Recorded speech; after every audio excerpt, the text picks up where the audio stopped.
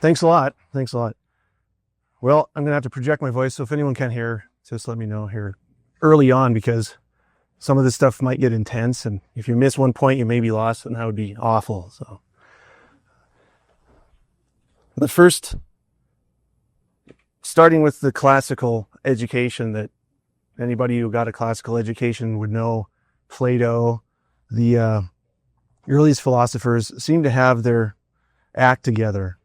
And one of the things that I think is one of the most salient to what I'm going to talk about is geometry. And Plato said that geometry, rightly treated, is the knowledge of the eternal.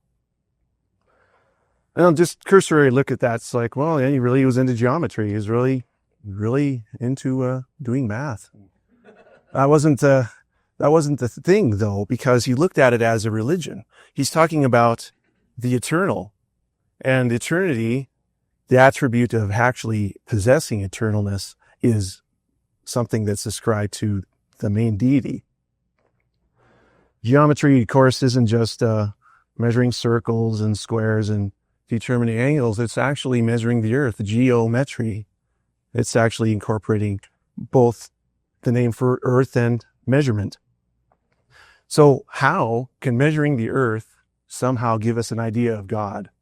And in addition, eternity connects to time. So how can time be connected to the earth?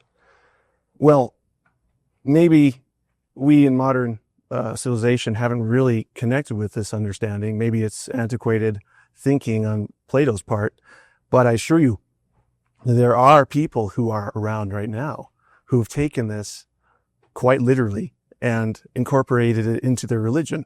It's a religion of geometry. It's a religion that's connected to this idea of eternity.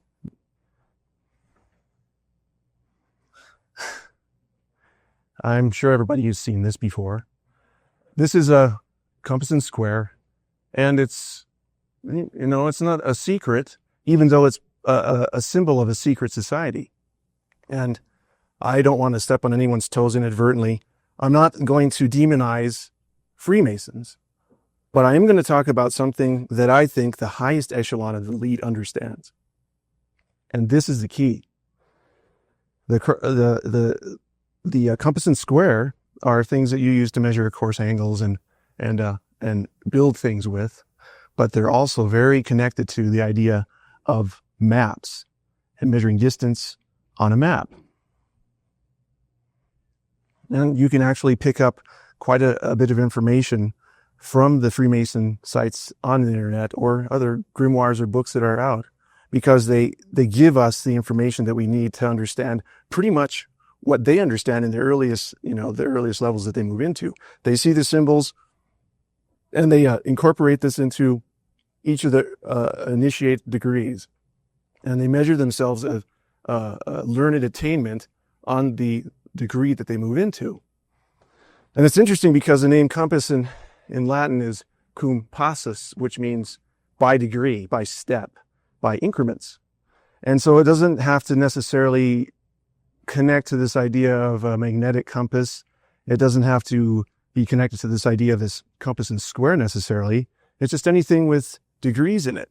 So we're talking about primarily circles, but anything that measures circles, and also the system that actually measures them. And this is where the complexity comes in. Why do they just end at 33? You have a representation of all the orders that you can possibly come up with when it comes to the illuminated fraternities. You have Order of the Knights Templar, Knights of Malta, the Rosicrucians, and the earlier Freemasons, the Scottish Rite. They list most of them right along this line here, but they end at 33, as high as they go. Everybody's had geometry in school. There's 360 degrees in a circle. What's up with 33? I just think that's going to be surprising to you when you see what's happening with it. Here we have Christ himself as the creator of the universe, but he's using the compass, and he's actually creating a circle with it. Here it's in the point. That's how you use it, and you just scribe a circle with it. So he's actually creating something that has degrees too that you measured, and that's also a compass. So the actual instrument and the symbol that is actually drawn with it can be considered compasses. Here's something I think that can tie the mystery into what a compass and 33 have going for it. What's going on with the whole system. This is called a compass rose. It's been used for hundreds of years by navigators on the ocean, and it incorporates 32 lines. And every one of these words here, for the novice navigator, would have to learn these directions. They're all different. And you can see this is in a different language than English. But basically it'd be north, north by north, northeast, north, northeast, go all the way through 32 times and then end up at this point, which is 0 and 33. They found that 33 was the most important number in a system of measuring the earth and traveling on the earth. In the center of it, they actually incorporate a rose too. And this cross is pointing to the east, which represents Jerusalem. There's a connection going on there too. This is known by navigators as boxing the compass. They would memorize all these names, 33 of them, from 0 to 32. And 32, of course, would be 0 at the same time. So you have the sublime 33 degrees. Or if you were going to talk about a perfect third, you have 33.3333333 degrees. So they seem obsessed with 33. This is an early map from about the 1600s. You can see these compass roses here. They all have 33 lines radiating outward from various places. So what you could do, if you knew what your latitude was, which is pretty easy to do, you just keep a heading on one of these lines, and you'll eventually run into land. And here's some early navigators incorporating the compass roses. You can even see some red cross motifs in here too, which are very characteristic of the whole system of navigation connecting to the east. And you'll often hear fellow illuminated fraternity members talking about their fellow travelers. They travel to the east. They're sons of the widow, and they're following the eastern star, and so on and so forth. It's all the same thing. This is a compass whose highest degree is 33 1/3. This is called the compass rose, which is interesting because rose is a play on the word for the Hebrew name of the head, Rosh.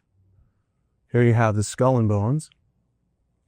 And actual name for Golgotha, which was Aramaic, in Hebrew, Galgaleth, is spelled this way.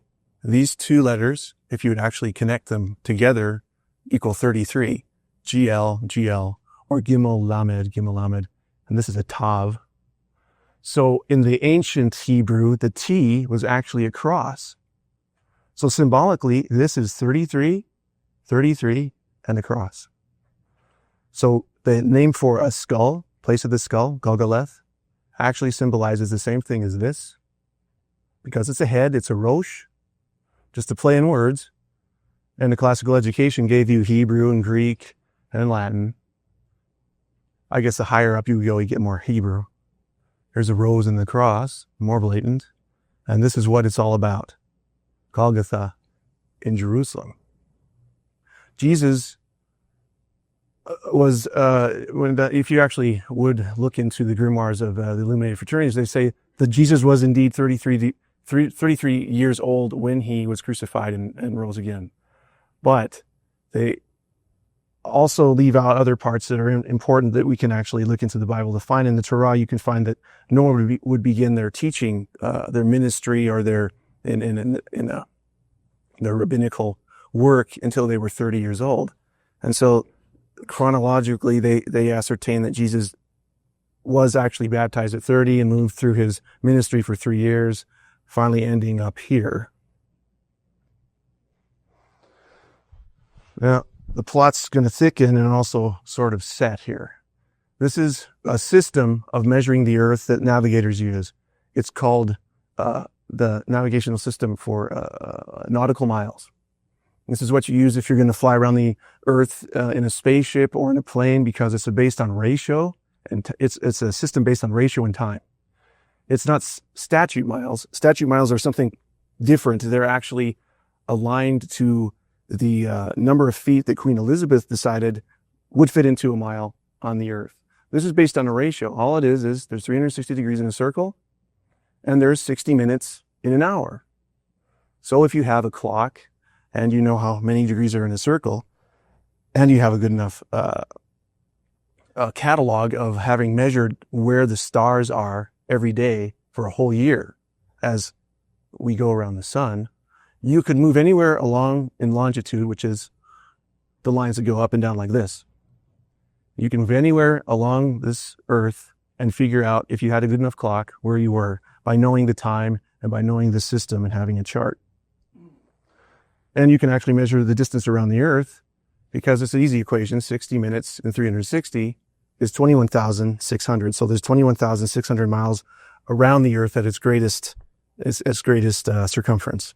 It's called the Great Circle. And you have many great circle distances in longitude, only one for the equator and latitude, because it gets smaller as we move out to the poles. But in olden times, they didn't have 360 degrees. In fact, the 360 degree system in navigation was used, we can ascertain, was 1200 AD all the way up to 1690. Even though there was an understanding there was 360 degrees in the circle, you never did that with navigation. You just used the basic compass rose. Well, guess what happens when you multiply 60 minutes times 33, or the perfect 33 in the third?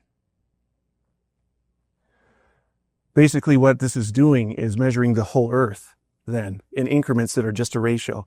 And to make it clear, the ratio would be exactly the same for miles on, say, the size of a basketball as it would for Jupiter or the sun. It's always going to be the same distance around based on this ratio. It's just a measurement system. So if you actually have only 33 increments around a circle and you still are using the clock that has 60 minutes in it, you end up with 2012. I'm perfectly honest, 2012 is the number that you have, and the decimal point then is 0.9, which is, it's that division between 2012 and 2013. That's a significant thing, because when you look into the Torah, a child wouldn't actually be responsible for keeping the law until he was in that margin between 12 and 13. Hebrews would measure age from the first year birth would be 1. Not like when we wait till someone actually is born and then hits 1. So it's that margin between 12 and 13 where you become responsible for the law. So in nautical miles, then, using 360 degrees in the circle, you end up with a 33.33 degree swath of the earth equaling this, 2012 nautical miles. What's astounding about this is that this proportion has existed for hundreds of years. That's why 33 is such a big deal when it comes to the navigators, the travelers to the east, the fraternal orders of Illuminati. There's more to this. These symbols will pin down exactly why 2012 is significant, and other signs that can pin down exactly where it falls chronologically in our history. As you can see, this is a fleur-de-lis. These were put on the north edge of the compass roses. You'll see it often superimposed with a phoenix, which is significant. A lot of times you'll see all these symbols put together, the compass, the rose, the cross, and the phoenix. You can usually tell the phoenix because he had a little distinctive little tuft of feathers on the back of his head. Looks like an eagle, but it's a phoenix, especially when it's combined with these symbols. This is kind of a muddy picture, but it's the same idea. The rose cross up here. Here's the red cross and the compass, and then your phoenix underneath. Very enigmatic. This is a rose cross also, and you can see the strange geometric sort of redundancy going on here. They're measuring circles, compasses, and then you have a distinctive 4 animals on each point. What does that mean? One of the most important things then to understand then is their focus of the illuminated fraternities on this symbol. This is Irenaeus in the Middle Ages was able to kind of pull together the symbols from ancient times that you would actually find in the Old Testament, these cherubim beings that have 4 faces, and he applied that to the gospel writers. This one happens to be the gospel writer John. And here they are all represented together, the 4 gospel writers, and John's down here with, for some strange reason, 3 crosses on his head. The symbol has 3. In the Old Testament, the cherubim were typically drawn with a human face, wings of an eagle, 4 fronts of a lion, and then the back part would have been a part of a bull. These ones are almost correct because the tail would curl the right way. This is the Ark of the Covenant. This is the Holy of Holies, a rendition of what it might have looked like. And this is an interpretation of what that actually may have symbolized. On the ecliptic of the zodiac, the ecliptic is where we sight the sun as it travels around the earth. You'll have 12 major signs. And at the 4 corners where the stars are the brightest, you have Aquarius, which would be the face of the man, Taurus, the bull. Here, you'd have Scorpio, but in ancient times it was just called Ophiuchus, which was the serpent contender. And it wasn't a scorpion, it was a man stepping on a scorpion holding a snake, and then some other symbols would be this bird, an eagle, which also contends with serpents. And then Leo here, who has eagle wings, but it's one of the only images I could get that would look like it was actually made to be in the zodiac. It's interesting too that in the Old Testament, the tribes of Israel had symbols that they were given, and they were always supposed to be ordered around the tabernacle in this configuration that, if you look at the symbols, correspond to these 4 corners of the ecliptic in symbols. And here with the eagle is at the north, which corresponds to the tribe of Dan. There's more to this symbol. You'll see in grimoires and works of Freemasonry a connection between this eagle symbol and this Ouroboros, as it's called, the tail eater, or what Jung has actually talked about as some symbol that means cycles of time. But it is ubiquitous. It goes all over the world. It's ancient. It's one of the most ancient symbols there are. This is an Aztec one. Here's one from a gravestone in England. Of course, the Chinese one. This one is interesting because it comes from a postcard from Rosh Hashanah. And this is depicted as, it's actually a fish that they eat during the beginning of the new year. And it actually says here, Leviathan. So if you go and look up Leviathan in a concordance, in a dictionary of Hebrew, you'll actually find out that it does indeed mean to connect, a serpentine form connected. And you'll find that if you look at the zodiac and the 4 corners of the zodiac, there's something very interesting about its configuration in heavens. This is the Milky Way. It crosses 2 places only on the ecliptic, here and here. And you'll notice that it's right next to the eagle. In fact, it's a very important place because this, the Milky Way, actually does in fact appear like a serpent. This is its mouth, its eye, and the tail is going into its mouth. Here's it enhanced for you. And I'm still facing the same way. Here's the mouth and the tail going into the mouth. Here's a close-up of the same thing. And the eagle appears right over its head. This is galactic central point. We're looking at the galaxy that we're in at a very shallow angle, on edge. And this is where the center of the galaxy is. And this always is there on this ecliptic point. It doesn't move along here, neither does this side. It's always fixed here. The only thing that moves is our perspective as we move through here when we look at the sun. We're just going around the sun. And we're sighting the sun through the zodiac through every year. And this is basically where the eagle would appear. Now, I'm sure people are going to start seeing a similarity between the myth of the phoenix rising from the ashes of his demise, a glowing pyre, and being reborn. Because this is the area where this actually takes place, it becomes very significant if you know that there's an actual thing that's happening as we move every year through this ecliptic. It's called the precession, and it means that we will sight the, let's move back here. We will sight the sun through here at a certain point in the year, and every year it'll move the most minuscule amount. In fact, it'll take 72 years for us to move 1 degree and actually see the sunrise in a different place along this ecliptic. It takes exactly 25,920 years to move in one complete circuit. And it's interesting that you'll see this oftentimes in illuminated manuscripts, the word Leviathan here, Levitan, and then it's a circumscribed pentagram. And the reason for that is, it's an equation in geometry. It explains precession. Here you have 360 degrees, and between each one of these points of a circumscribed pentagram, you'll have 72 degrees. Multiply them together, you get exactly the length of time it takes to move one circuit in precession. And that's why it's such a big deal.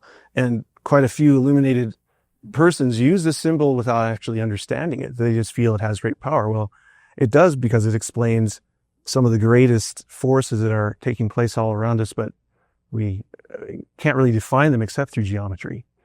Another interesting connection here is this Leviathan type symbol surrounded by the zodiac. There's other symbols here too. There's a symbol of the half moon and the star, and it gets pretty in depth, but the main point is that they're related. And the reason they're related is, if you know that the ecliptic is crossed by the galaxy in two places, then it becomes very significant that if we actually sight it during one of the cardinal points of our year, say an equinox or a solstice. In fact, it's so significant that you'll actually, if you understand this, go back into history, you'll be able to mark this point in time here that it takes. It's actually a quaternary point through the precession that lasts 25,920 years. Divide it in 4 places, it'll actually equal 6,480 years. You'll find that if you go back from now, 6,480 years, you're ending up in the place where historians peg civilization actually has, having been born, almost out of nothing. Go back another 6,480 years, you'll end up in every time with a configuration that looks like this. Geologists actually mark that year of 2 quaternary precessions with the division between the Pleistocene and the Holocene, where there was a massive global die-off. This is what this looks like. When you reach the point of the precession where you're at that middle place, where the sun's rising in the center of the galaxy, this is how the ecliptics align to it. And this will occur one day out of the whole year. But when this is aligned to one of our equinoxes or solstices, it takes on extreme significance, because you have all the symbols connect at the same time. Here you have the primordial mound that the Egyptians were talking about, the nest of fire that the phoenix is born from, the sun rising in the nest, activating it, the center of the galaxy, and the ecliptic running through here. And if this is aligned with a solstice or an equinox, all the points are matching, because what it means is we've moved through a quarter of the precession, and big things happen then. As I was saying, if you start from 2012 and move back 6,480 years, you end up at the birth of history and civilization. Move back again, the same distance, the division between the Pleistocene and the Holocene, and a massive die-off of more than 90% of the flora and fauna in North America and Europe. Move back again, height of the glacial epoch, and before that, you can actually find no trace of the more ancient hominids. Mankind, Homo sapiens, seems to have been installed here on the earth. And I'm not saying that we were put here from space, but it seems that we didn't have much competition after that point. This is when this symbol will happen again. On the winter solstice, 2012. It's happening right now, actually, because the actual movement through here is so slow. But it's significant that if you tie this in with the 33 and a third degrees in the navigational system that's revered by the illuminated societies, you end up with quite a lot of significance to these things. You can actually see more of, or actually understand more of what's going on with the phoenix when you see it's been made into, in the Rosicrucian lore, a double-headed thing with the sun rising in the middle.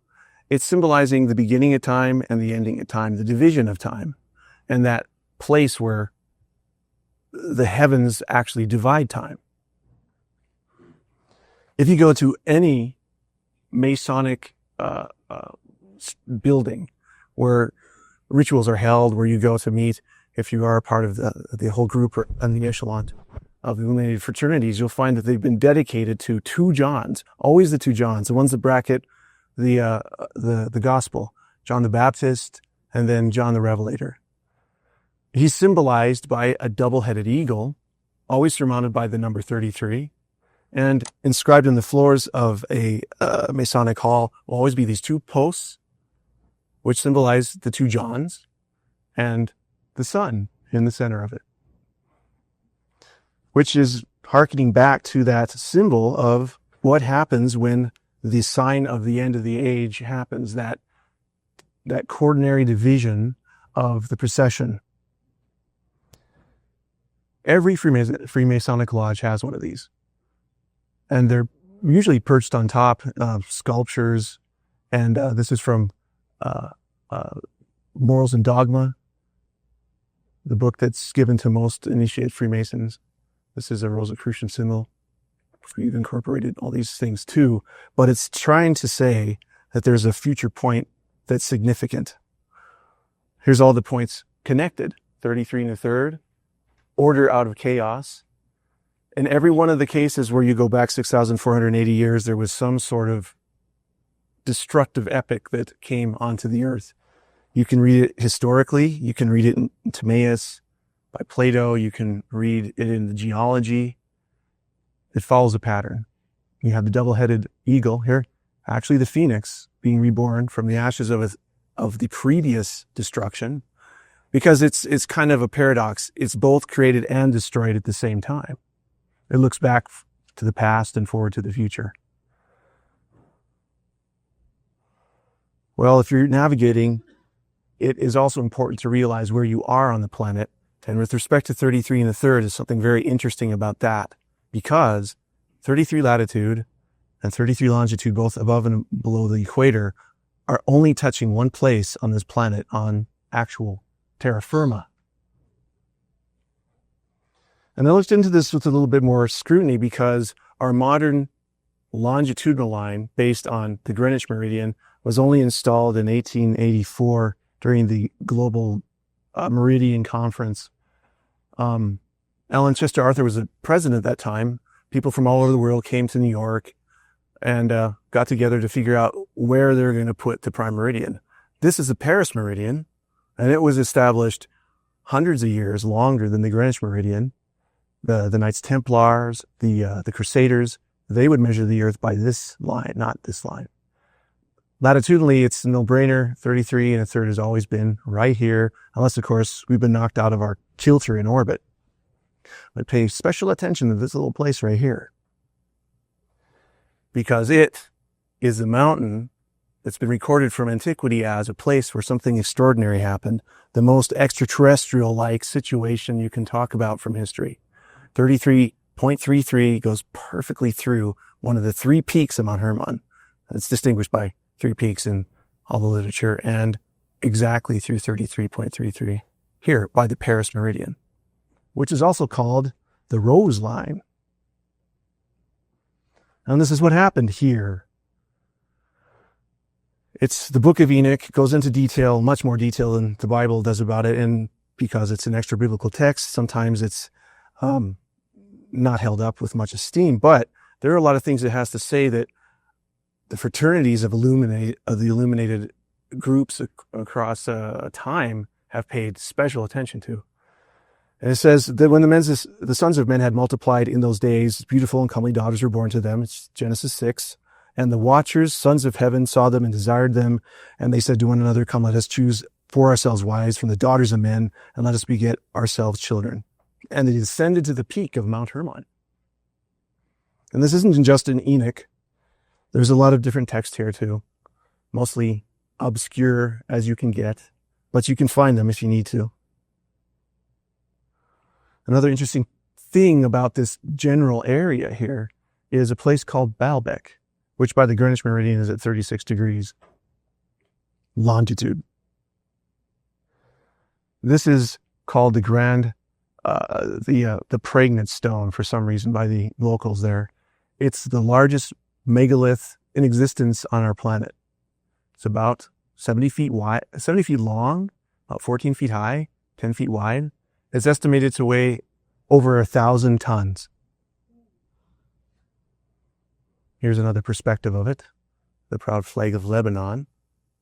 And this is a quarry that it's supposedly laying in. And take a look at the erosion here. This isn't just a few 100 years old, not even just a few thousand years. This has all the hallmarks of having weathered the Pleistocene deluge.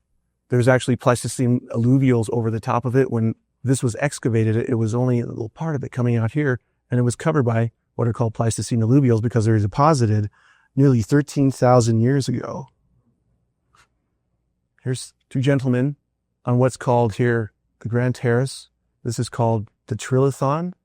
These aren't quite as large as the monolith that's laying in the quarry, but they're pretty close, and they're estimated to weigh around 900 tons each. This is about 30, 40 feet up. And these are the structures that are intact in the area closest to 33 north, 33 east longitude. Here's another perspective, a little man standing next to the site. I looked into some of the etymology of the actual word for the watchers that Enoch was talking about. And it's always this word in Hebrew, pronounced air. This is a little different to try to say. It's a kind of exasperate. You have to actually breathe pretty hard to say that, but it's close to this. You can find the same word here in Daniel, watcher, different context, but it's still the same word. You can find the word city, almost completely unchanged from the idea of watcher and city. And the first time you find it is in reference to when Cain leaves the Garden of Eden and goes to the land of Nod, east of Eden, and actually builds the first city. And I was thinking, what architectural school did Cain go to learn how to build? I think that there's something going on between him and the watchers. That's my speculation, but here's some cuneiform of the same word from Sumerian, Iri or Iru, and it means these three things: city, watcher, and also shining, which is interesting because the watchers are called shining ones quite often, even in modern literature. The connection between the abductors of the abductees and the watchers of Mount Hermon is uncanny, because oftentimes you'll hear the same words that are the most ancient in the descriptions of these watchers from Mount Hermon before the flood. And here you have a direct translation, a transliteration to the Greek from air to Arios. Os is the masculine form of the word. Aria would be, say, the warlike attributes of Athena. She would be called Aria instead of Arios. And Mars, just get a good Latin lexicon, actually means to shine. So we go to Mars. And now you'll actually notice, if you've been following Richard Hoagland's work or gone to my website, that this area here on Mars, discovered by the Viking probes, is actually aligned from true north of 33.33 degrees. And here it is along the longitudinal line, the meridian, actually, the great meridian they have, on Mars, and it's pretty close. It's actually been named by Schiaparelli Cydonia. And that's very, very compelling because the place where the Watchers first came down is also named Cydonia. And Nonus has some very interesting things to say about the people who first came down here and the people who lived there later on who actually bred with them. He calls them divine progeny with the age that's that of the universe. Not many people actually get to see this picture because they've been told it doesn't really exist. It's not really anything on Cydonia except a eroded mesa. But this is on the Cydonia area. And this is what Richard Hoagland has said. It's bifaced, which I think is connected to this whole business down here with the Watchers, because you have one side is a man, the other side is a lion. There's even a biblical precedent for this in Ezekiel when he talks about decoration in the inside of the temple. He says the panels of the holy place were made with cherubim, and there were palm trees between them, and every face faced one direction. It had two parts to it. One was of a lion facing one direction, one was of a man facing the other direction, and they had it lined out in the wood panels all around the inside of the holy place of the temple that doesn't exist yet. And they oppose each other, these symbols, a man and a lion, directly across from each other. There's a messianic connection to this. The Messiah came first as a man, and he's incarnate as a man, but when he comes again, it is said that he comes as the conquering lion of Judah. And you'll notice here's the eagle up here on the top. It's interesting because we're not only talking about a messianic sort of type, we're talking about timing, we're talking about a place. And you go on, you can look at Cydonia and learn quite a few things about what's going on here on Earth. Here we have the same geometric figure. It's not a perfect pentagon, but as we were looking at earlier, it's a geometric figure that points out precession, and it's extremely ancient. We have the analogs on Earth. We also have a connection between it and Mars, the greatest war-making power probably ever, who has the power of the atom, has decided to put all their forces in this one pentagonal building. And the greatest structure we ever have discovered in our solar system just happens to be on Mars. The war god.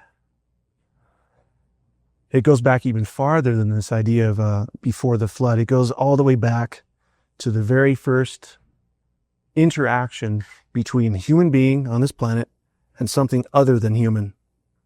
This is a piece of fruit that's been cut along the equator. And you, of course, notice the nice pentagram inside of it. Here's another picture of the fruit that was a close-up of. It's a golden apple. And in ancient times, there was no such things as yellow apples. The only thing that they would actually consider would be the golden fruit, the golden apple. In fact, the fruit that was in the Garden of Eden as being the golden apple has a scientific name, Pyrus Cydonia, believe it or not. And here you have the serpent, and he's already handed off this fruit of knowledge, and they're going to eat it, of course. But it's interesting because this is supposed to be an angel in the guise of a serpent, so he doesn't, his original place isn't on the planet Earth. Now, if you look at the ancient symbol here that you find in magic and illuminated books of all kinds, it makes a little bit more sense because you have this symbol here. It connects to heaven. It connects to the first transfer of knowledge to men. You have the serpent. It connects to that symbol in the garden. It also connects to how the whole system works in time in the heavens. There's also more connections to the name Cydonia. It's interesting if you actually look at the interchange here between this serpent and the woman. He said, "You surely will not die if you eat of this fruit, because God knows the day you eat of it, your eyes will be opened, and you will be like God." Interesting. If you look at the words for open eyes in Greek, it's your opa. Europe. And you'll find these feminine deities often with these big open eyes, just to convey the idea that they can really see a lot and understand things because they're illuminated. It's Europa. It's Eve. It's a play on this idea that's continued into one culture to the next culture, from one civilization to the next civilization, until you have the language kind of obscure it, but it's always the same idea. Here's the knowledge-bearing woman, Europa. It's just Eve. She's the first one to connect some being in heaven. And interestingly enough, in Greek myth, Europa was the daughter of a king of Sidon, which is on the Mediterranean coast where Lebanon is now. And she founded Cydonia on Crete, where gnosis is, where we get the word for knowledge, gnosis. And here's from Crete itself. You'll see the serpent. You'll see the big bug eyes. She's very matronly, as you can tell, and she has an owl on her head, which symbolizes being able to see where others can't. And she's got all the hallmarks of being someone like Eve, having connected with the serpent. You also see more Martian motifs too. This is Sidon. This is supposedly a guy who was born on Crete. He's being suckled from a canine. And Cydonia is also known as Cana, because it was Canaan, who was Ham's son, who actually was the father of Sidon. Then you go to Mars. You go to Rome, who actually, the Romans, according to the historian Livy, said they really did consider themselves sons of Mars, and they're also being suckled by a wolf or a canine. And notice this shepherd here, who's kind of helping things along with his pointy hat, magician hat. He knows what's going on. It says Rome here. It says Kydon here. It's just a variation on the word Sidon. They're Canaanites or Sidonians. And the reason that Cana is an important place is because that's the location where the Watchers came down. The sons of Mars, being suckled on the milk of knowledge. Richard Hoagland has talked extensively about tetrahedral geometry and the Cydonia monuments. And he talks about it existing as that hallmark, that stamp that says there's intelligent design to it, because it incorporates dimensionless constants in mathematics, things that don't depend on a numerical system. They just exist with any numerical system. And that's this tetrahedral signature here. It's just angles. So if you measure your circles in 33 or 55 or 360, you're still going to have this signature proportionally. And also pi is one of those great symbols too for actually ascertaining whether there's intelligence on a planet other than ours, or some signal that's coming from outer space like SETI does. They both pay attention to these 2 points. And pi is that one number that we know of that really does symbolize a circle. It's almost magical. But these two things are incorporated interchangeably and together on Cydonia. It connects Mars to the Earth because there are many similarities. When you go back to the ancient knowledge and how it's purveyed, pi is everything when it comes to the compass that measures circles. If you know pi, then you know how to make circles and understand circles. So what if you were going to take the 33 points on the compass rose and actually be really literal about placing a line on the Earth where it would actually exist? Here's latitude, 33.3 degrees from 0, 2012 nautical miles. Now take that 33 1/3 times pi. You'll come up with this.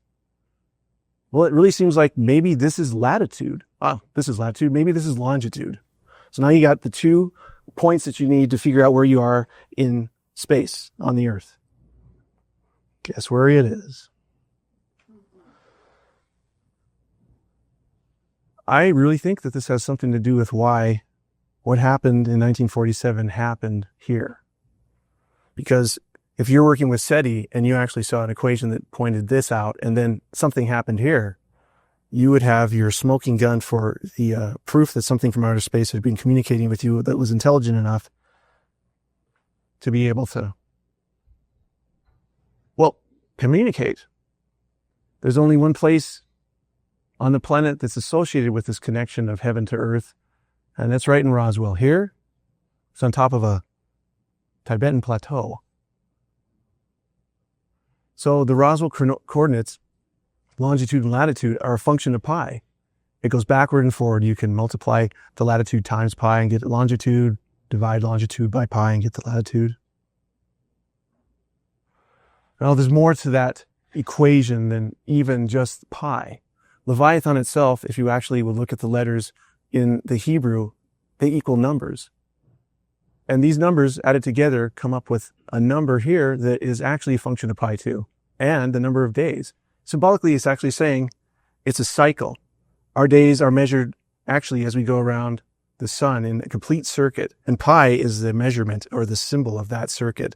It's saying it's a connection, and it's interesting because the language here actually means a connected serpent, and the numbers say the same thing. It's a function of time. And so, if you take all this together, the dimensions of the earth in nautical miles, 21,600, and you divide it by 33, you'll get a symbol, a number that's actually close to what the aeon is. You just have to move the decimal place over 1. And it's because this number is so versatile, so powerful that it's revered. It's also, simultaneously, it connects time to space, it connects heaven to earth, it connects Mars to earth, it connects us to the divine through what's going on in Jerusalem, or what went on in Jerusalem and what will go on in Jerusalem. But you take all these numbers and you can actually create an equation here. Take the distance around the earth in nautical miles, divide it by 33.33, the most sacred number according to the illuminated fraternities. You get the number of the quaternary of the precession. Divide that by 19.47, you get exactly the place where I believe the Roswell crash happened in latitude. Multiply this by pi, and you get the longitude exactly. It works in a mirror sort of image. You can continue to write this equation in the circle. As you take this equation and actually plot it on a map, you see that here's the beginning of 33 degrees, and here's the end of 33 degrees where it actually would become latitude 34. So this is the only line that I actually would plot. And it's a function of pi in each little point. And the very middle here is where this equation works. It's actually telling us something, and it seems to be warning us about a point in the future. Here's a map with a star plotted there for you if you want to actually go out there. I left that there for some strange reason. So I guess I was trying to get out here. And so this is what Roswell says geometrically. There's even more to it than that, because there's actually a suggestion that it's connected to the birthday of our own country. Of course, it's in America, but I looked into that too. And it comes into sort of a spooky range, a kind of a, I want to say an esoteric sort of theurgic range of math, because by just playing with this decimal point, you can actually get the longitude of the Roswell event, the crash place. Just move the decimal plate over and put a 0 there, and divide it into 1776. And you can continue by putting these other symbols, these other geometric signatures in a line here. But what's interesting is our symbol by choice is the eagle. And if you look at the history and the actual genesis of this symbol, it was originally not, as Benjamin Franklin said, an eagle. It was a phoenix. I think that maybe these illuminated founders of our country had a lot going for them when they looked at what we were doing in perspective of the future. I think they understood what the phoenix represented. I think they understand this time cycle. I think they were looking forward to the future. I think a future that is ours. Now, you can connect these equations, and I could stay in this little frame for way too long, so I won't. You get the idea. You also get the motif of the phraseology that's repeated over and over again. The compass rose is what you use to navigate in Earth. to know where you're connected under heaven. The rose cross, which is another symbol of this idea of having a connection with heaven. And then, of course, Roswell, which may be a stretch, but, water is something that roses need to grow. And, of course, in Hebrew, if your head is a rosh, if you need to live, you need water.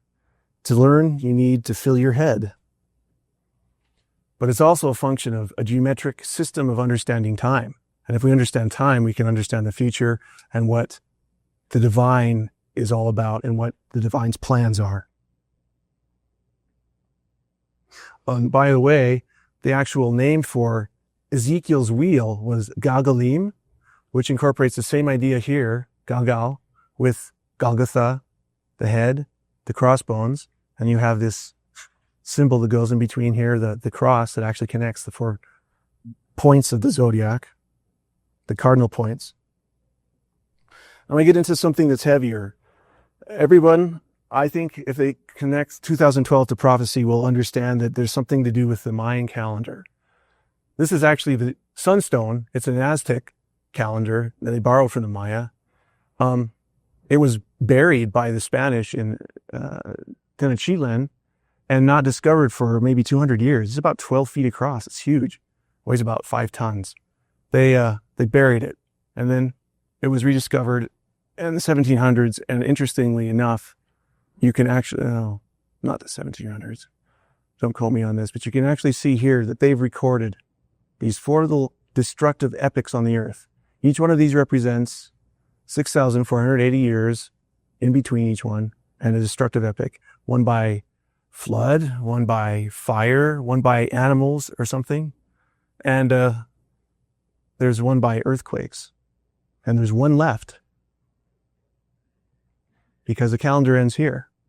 It just so happens that we know now what that's all about when it comes to how the galaxy is aligned with the ecliptic and how that aligns with the solstice. Just so happens that that's the solstice. Here you have Quetzalcoatl, the serpent god who lives in the heavens. His name actually means the feathered serpent, so that's an allusion to the idea that he's up in heaven. And he has a guy protruding from his head. This guy hasn't been eaten. He's willingly leaving the body because he's an avatar. He's a manifestation in human form of this great serpent god that lives in heaven. And that's in fact why Cortez was able to pull one over on Montezuma so easily, because Montezuma was actually anticipating a man coming from another place to set a new age into motion, to actually come and set into motion a golden age. It's the same sort of idea that the Freemasons have of moving from out of one order into a next order. And here, this is from the book of Revelation. And it said that this tail is sweeping 1/3 of the stars from heaven. Well, 1/3 of anything from 100% is 33.33. And we know that 33.33 on the earth in degrees is 2,012 miles, 0.9, to get really specific. That puts you right in the ballpark of this. Same date. Oh, we got a lot of connections. Serpents, heavenly serpents, time and space. And the dragon motif is kind of strange because it keeps talking about this red dragon, a big red one. It's rose colored. Of course, there's a lot of information in that just suggesting Mars, but the actual word dragon from Greek, drakion, means to look or watch. And these grays have actually called themselves watchers. And he's still channeling them, say they have. And so Enoch has a lot to say about the watchers. In fact, he says that it was them that actually caused the flood to have to happen. And he says that they taught men secret things. And that's why they were judged on the earth with the flood. But he also connects the name watcher with angel.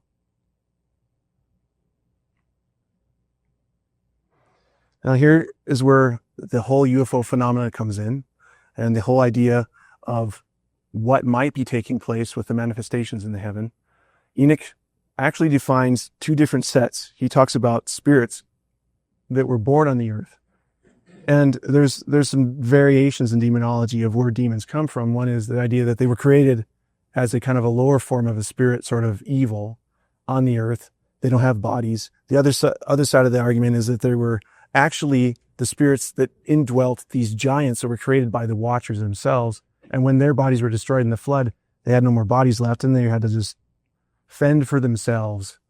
They can manifest in objects and other beings, but they don't have any bodies of their own. And the watchers are different, a distinct group. They're the spirits of heaven who were promiscuous with women.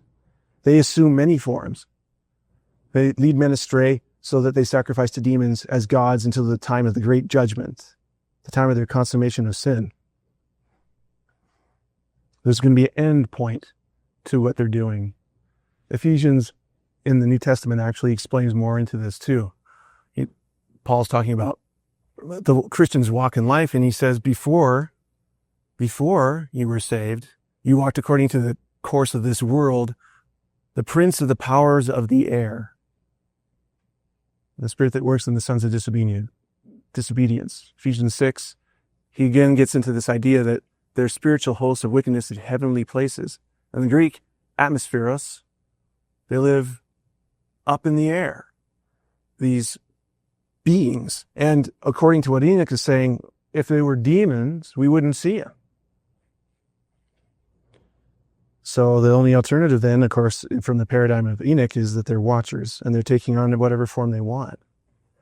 But they're not going to be able to do this forever.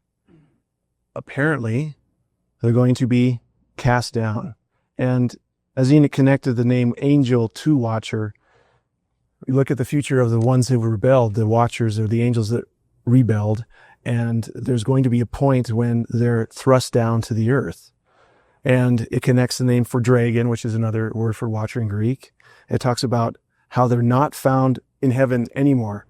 There's no place for them in heaven any longer, which means that they're coming to earth. Isaiah even talks about that same sort of scenario when he talks about the day of the Lord. He'll punish the fallen angels, and they're rounded up and put in a prison, and then they're tried and condemned. I think that Isaiah and Revelation 12 are connected with this idea that the angels that rebelled are thrust down to the earth. And you look at the actual motif of 33 that's found in geometrically, a third of anything. And every time it's listed in the New Testament here on Revelation and in the Old Testament, I found it in Zechariah. It's always connected to this judgment. One after another, everything's burned up, sea becomes blood, everything that lived in it dies, on and on and on.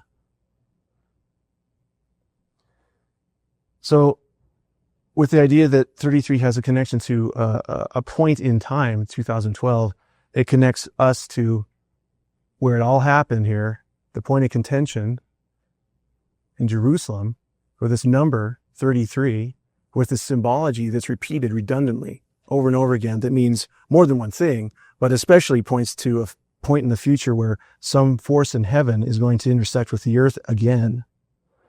And take a look at Jerusalem. Things actually are measured in the relationship to Jerusalem. The three major players in ownership over Jerusalem after its fall by the Romans. First, it would be Islam, which was founded in 630 AD. And Istanbul and the Turks were the last Islamic nation to actually rule Jerusalem. In nautical miles, they are within 630 nautical miles of 632. That's amazing because the armies of Muhammad actually took over Palestine in 632.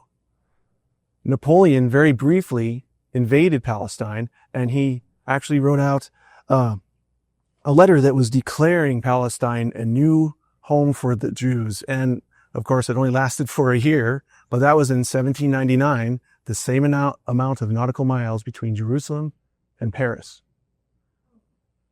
And of course, Israel became a nation, a sovereign nation in 1948, but before that, of course, it was ruled by the British. So if you go from Jerusalem to London, that's 1,948 nautical miles. It all goes back to the first point of contention, the first connection between heaven and earth, with a being from heaven and a human. The names are even mentioned over and over again. We have Cydonia on Mars. We have Cydonia as the actual fruit of the tree of knowledge. You have the serpent on the pole. You have the rose on the cross, this idea of a head that's in charge somehow. The proto-evangelicon, the very first good news that was given to men was in Genesis, and it said that the woman would crush the head of the serpent, or the offspring of the woman would crush the head of the serpent, or the serpent would strike the heel of the offspring of the woman. Well, in the illuminated paradigm, you have this serpent in name, in the symbolic name, ruling men, giving them more knowledge, bringing them closer to what it seems like the goal was here, but was interrupted by God. It's all about becoming immortal. It's all about moving into the plane of immortality for human beings. But that's been covered. The tree of life actually exists. We actually can go to the tree of life right now. So I think it's a pretty interesting idea, because it was said the tree of life is guarded by cherubim and swords. But the Messiah actually has created a way for us to gain access to it. Now, I looked at the name for Jerusalem, and I found that it equals the same as Leviathan. In the modern actual writing of Jerusalem, they have another yod here, but the ancient writing is this way. It actually equals the same strange connection of circles and days as Leviathan. And I think that there's an analogy here. You'll actually see the Leviathan crosses in this configuration of how the ecliptic with the symbols and the actual tribes of Israel are arranged around this temple or tabernacle. Leviathan goes right through the center of it. And the tabernacle, of course, and the temple exist only in Jerusalem. And you have the man over here and the lion over here. So you have the first advent and the second advent, and you have the actual symbols that connect this to time and space on our earth. It's all about playing out this understanding of what God's doing here on earth spiritually through men. That's the point of contention. We're becoming immortal through what Christ has done, but we're demonstrating this to the myriads of beings that exist out in heaven. They're watching us. That's why they're called watchers. Through the church, the manifold wisdom of God might be made known to the principalities and powers in heavenly places, according to the eternal purpose which he purposed in Messiah, Jesus our Lord, which is what a Christian actually inherits when he unwittingly, I think, moves into becoming an immortal being by accepting what Christ did on the cross. It's a huge thing. And I think the generation's going to see some of the most dynamic changes in the church since the actual first advent. Thanks very much.